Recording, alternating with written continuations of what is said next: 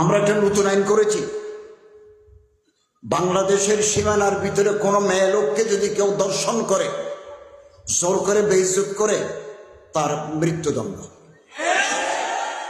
অথবা যাবজ্জীবন কারাদণ্ড। যতদিন মওত হয় নাই ততদিন জেলে থাকতে হবে। আমরা এর সাথে আরেকটা যোগ করেছি, কোন ছেলেকে নিয়ে, কোন পুরুষকে নিয়ে কেউ যদি জোর করে ওই ছেলের সাথে জেনা করে, তারও মৃত্যুদণ্ড। এটা আমরা আইন পাস করে দিয়েছি।